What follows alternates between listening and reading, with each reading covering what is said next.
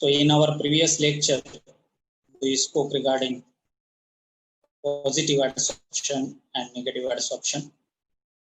We have seen the materials which exhibit positive adsorption.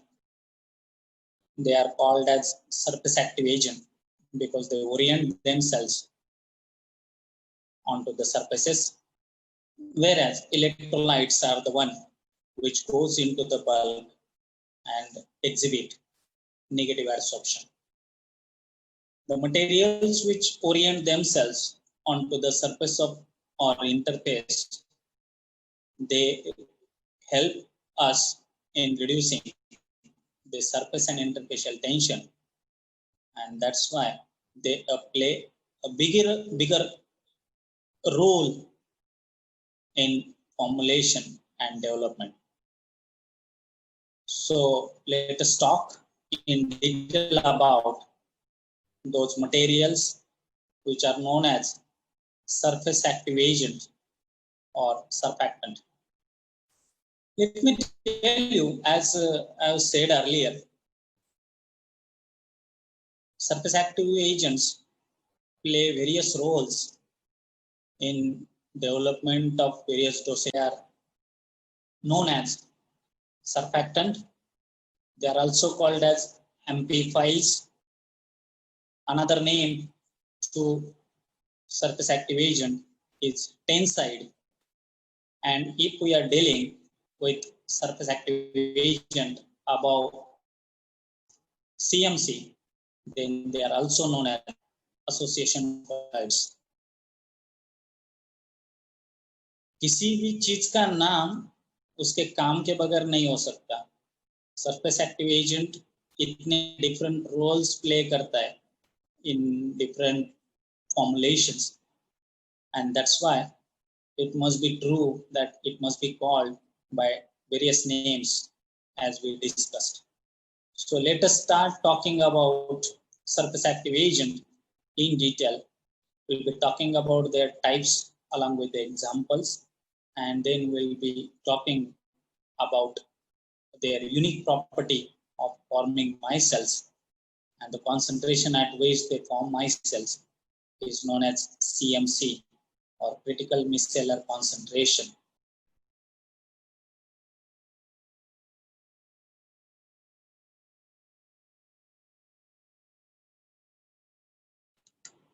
So what are surface active agents? These are the materials which orient themselves on the surface or interface. And how do they do this? Is because of their amphiphilic nature.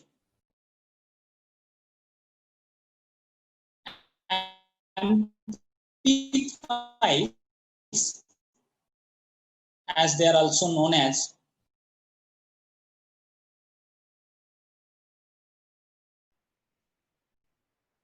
is because of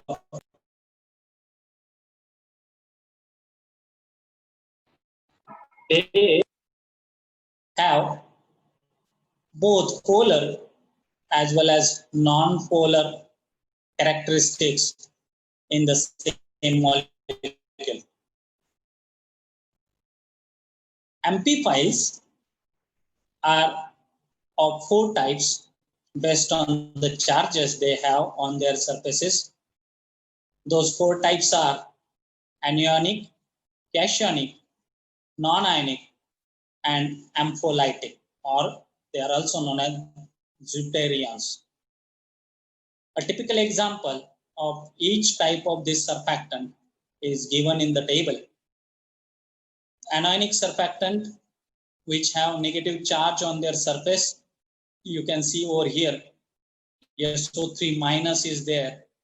Example of anionic surfactant is sodium lauryl sulfate or SLS. Cationic surfactant, which have positive charge on their surface, N plus you are finding over here.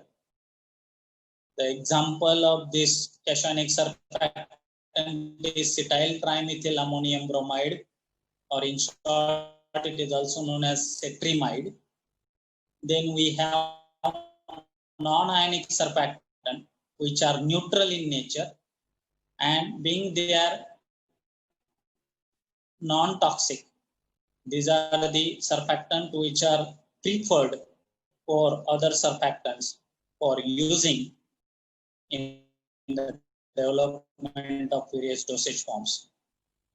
Commonly used surfactants which are non-ionic in nature are SPAN and twins.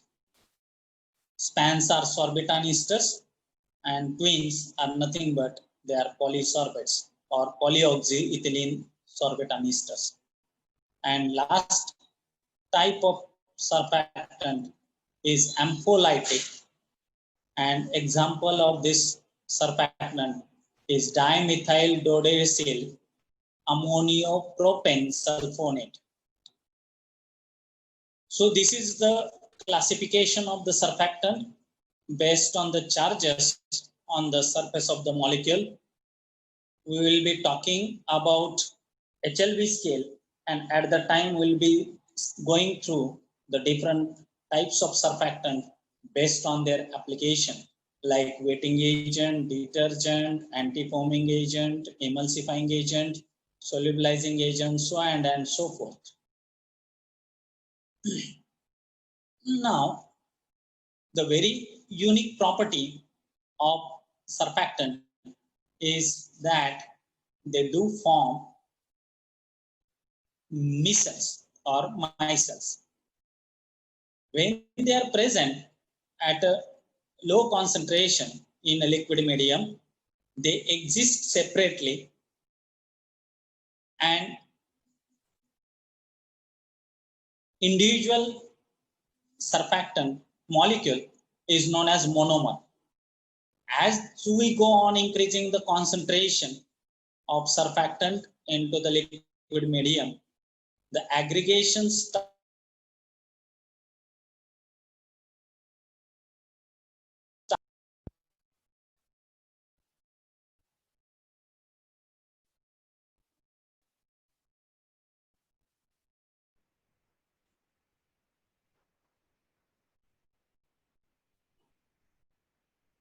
These aggregates, which contain more or 50 more monomers, are called as micelles. So when they are working below this particular concentration, where micelle formation has not taken place, at that time surfactant molecules, they are known as monomers.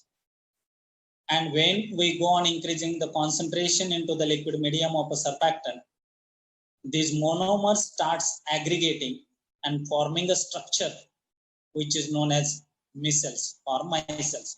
These micelles or micelles are formed with 50 or more such monomers, and this concentration play an important role in terms of decreasing the surface or interfacial tension. So the concentration of the monomer at which micelle formation takes place is known as critical micelle concentration or critical micellar concentration, or in short CMC. We have done this practical. We have prepared solution of a surfactant of a different concentration, 1 millimole per liter to 10 millimole per liter of sodium lauryl sulfate, and we have seen the surface tension of solution goes on decreasing with the increasing concentration of surfactant. So surface tension of 1 millimole per liter solution of SLS was higher, and as we moved on from 1 millimole to 10 millimole, we realized that surface tension went on decreasing. At one point, the surface tension either become constant or it does not reduce or decrease anymore. That point corresponds to the CMC. So when we plot the graph of surface tension versus concentration of a surfactant, this kind of graph we get.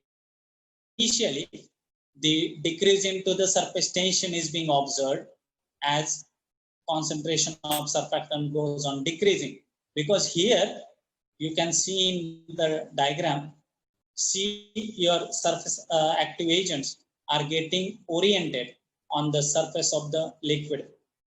As we go on increasing the concentration of surfactant and the surface of the liquid is being already occupied, monomer starts getting into the bulk of the liquid, which is not there as such tendency or a property. So what they start doing is they start agglomerating or aggregating. And when 50 or such monomers come together, they form a structure which is known as micelle. As we cannot see it by naked eyes, how we can understand whether micelle formation has taken place into the liquid or not? That we can understand from the graph when we plot surface tension versus concentration of surfactant. Initial drop you will observe as we move from mark A or point A to D. Up to point C, you will find that decrease into the surface tension is observed, and at point C, either surface tension become constant or it starts increasing again.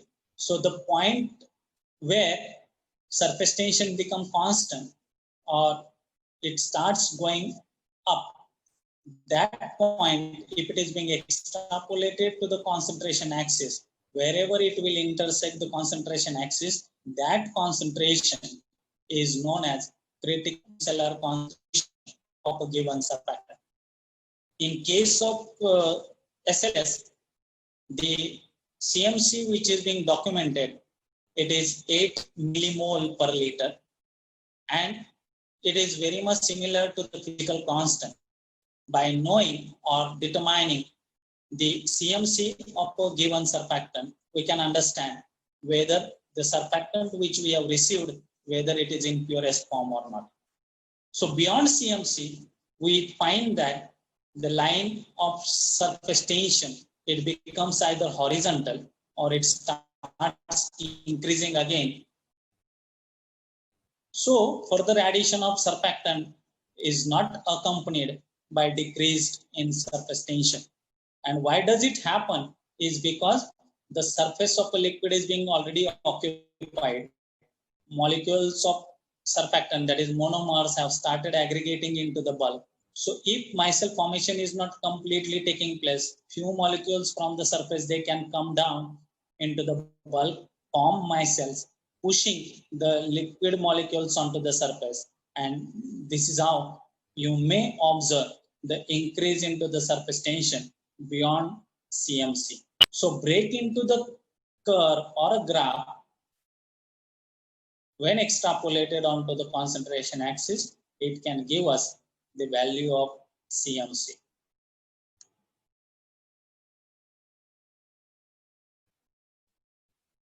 Now let us talk about the system of hydrophile lipophile classification, or it is also known as the HLB scale.